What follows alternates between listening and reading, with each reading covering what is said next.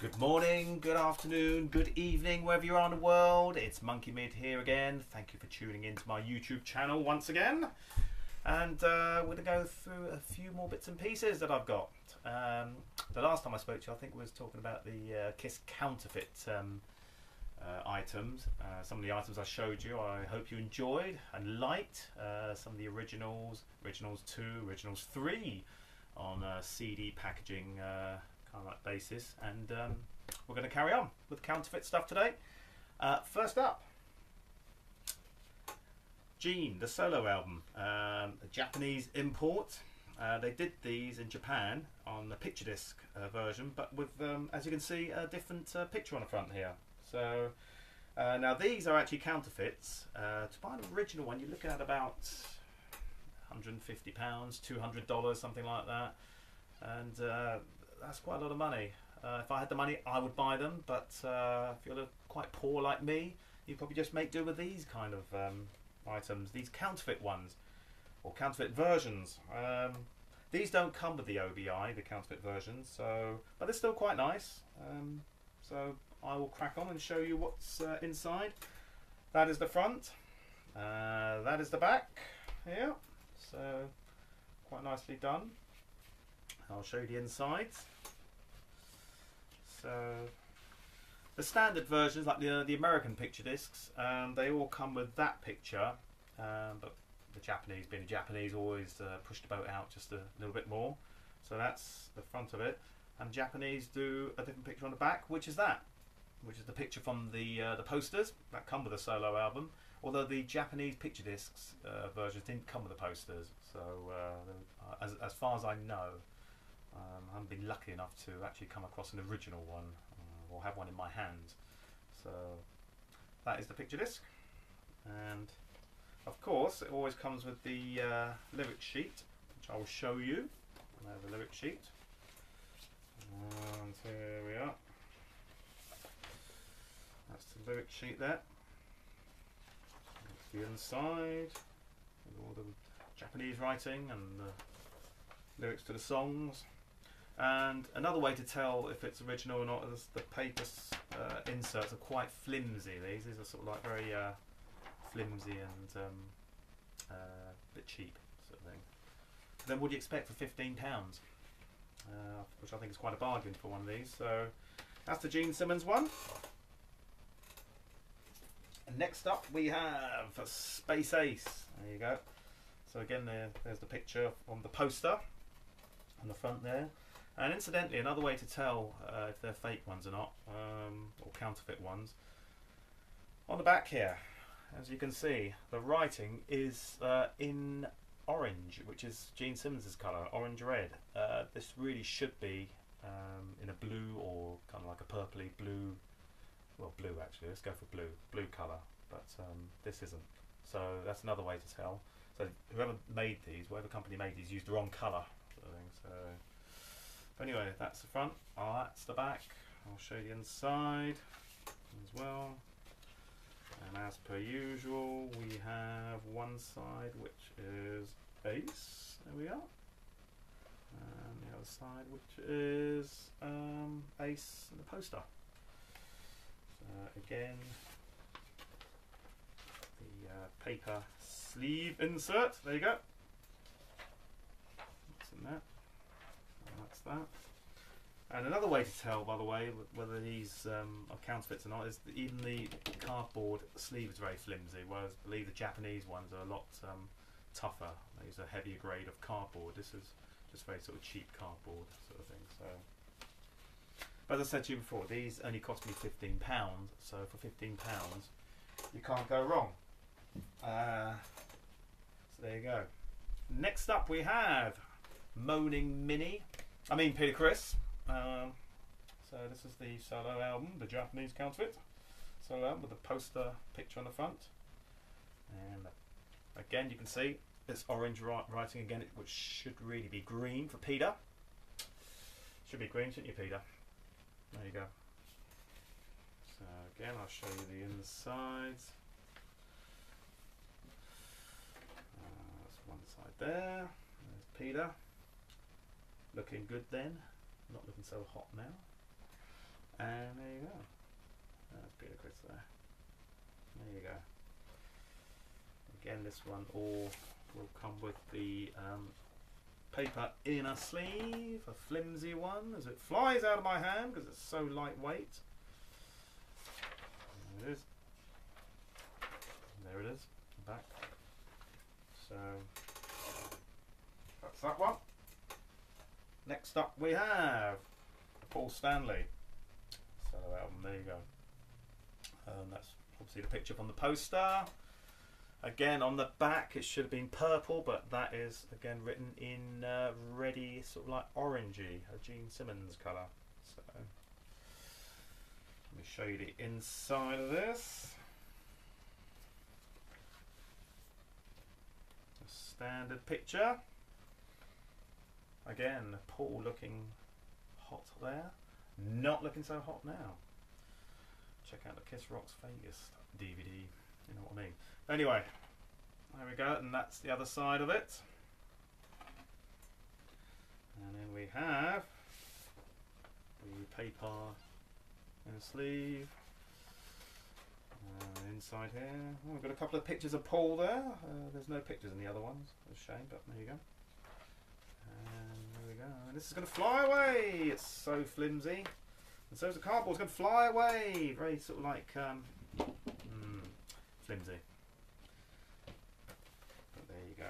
You get what you pay for in life. Right. Next up we have The Second Coming. Now this was originally released back in 97, 98 on VHS all those years ago when it was done on tape. And, I got it on VHS, but later it came out on DVD, and there is the DVD version. There you go, of The Second Coming. I think everyone's got this one sort of thing, but VCDs are different format to DVD. VCD stands for video CD. It's one of the formats that was used in Asia, places like Malaysia, Thailand, Singapore, Japan, Hong Kong. I bought this one in Hong Kong. VCD is a big format over there. I don't know why, because the quality was a little bit better than VHS, but not a whole lot more. And with VCDs, they could only get a certain amount of information onto a disc. So if you had a film like Titanic or Gladiator, a big epic film, it'll be on 3 discs, which means you'd have to get off your backside and change the disc over. A bit like Laserdisc, really, if you guys remember Laserdiscs. So that was a format that wasn't very popular over in Europe and America, but huge in Asia. So I'm not sure if this one is official or not. It looks pretty official, but I've only ever seen 1 or 2 copies of this. So I just thought I'd just throw this one in and just show you. So that's the VCD. That's the back of it. And it comes in a nice slip case. In some ways the presentation was actually quite nice on VCDs. So anyway, I'll open that up for you. It's all a printed label. It's quite nice if you can see it. There you go. There's some Chinese writing on the side there. And open it up. There we go. It's quite nice. Whoa! That wasn't meant to happen. But hey ho, that's show business.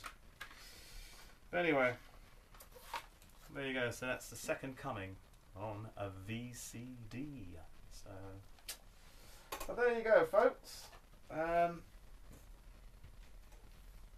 going to show you something else. This is something I dug out the other night, and I thought it might be quite useful for you Kiss bootleg collectors. This is called Kiss Collector's Guide. It's basically Kiss bootlegs and Kiss official CDs and records.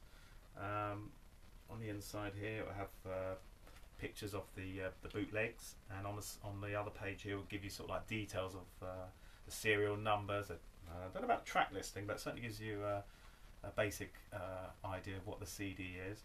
So every page is crammed full of bootlegs and stuff. There you go, some there. So it's quite a good book. I got this about 15, maybe 20 years ago now. So it's just one of those books I thought I'd just give a quick mention. There you go. and it's also got counterfeit stuff in here as well. So you've got official stuff, bootleg stuff, and also counterfeit items. So it's worth a look. Yeah, it's worth looking out for, this one. So well, there you go. So it's called Kiss Bootleg or Kiss Collector's Guide. There you go. Expect to pay about 20, 25 pounds for something like this. I do remember mentioning this one, but I'll mention it again for all you Kiss bootleg collectors. Kiss Alive Forever. It's basically all the tour dates for every show that Kiss has ever done. This one only goes up to about the year 2000. Didn't really want to go any further than that, but there you go. So it's right from like 72, 73, Wicked Lester stuff and all that, right up to 2000. And this is a great book. And if you can get one, there you go. It gives you all the sort of like the information of the tour, the actual show, how many people attended the show, and all that. So if anything happened on that night, they'll tell you about it. So this is a really, really good book. So if you can get it, get one. Right, which leads me to say, oh yes, I forgot. My good friend Dave McKinnon said I really should include 2 of my other friends in my videos. So I'm going to do that right now for you, Dave, as per request. Right, Mr. Philip Smith, I have got you for Christmas. Christmas is coming up, by the way. I've got you Iron Butterfly in a Gadala Vida. Just thought you might like this. And check this out, my friend. It's on a plum label as well. So this will be in the post to you. That's a nice little Christmas present there.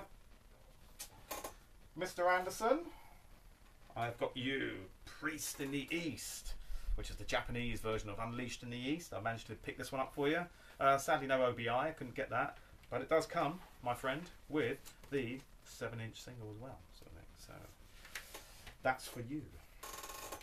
Mr. McKinnon, I'm not going to leave you out. I've got a real treat for you. Check this one out. I've got you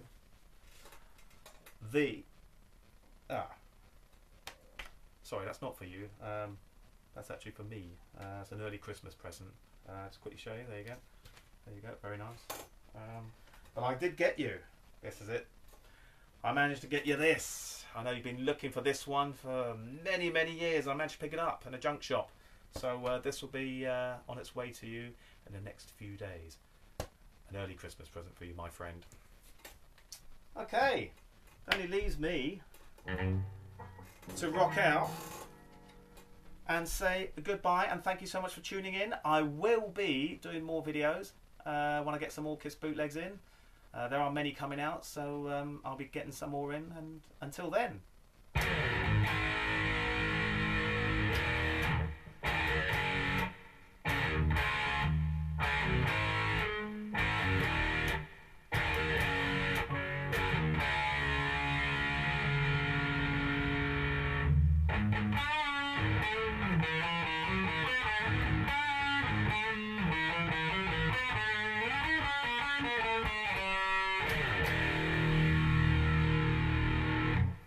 Do you know what? There's probably more to life than just collecting Kiss bootlegs. They're not the be all and end all.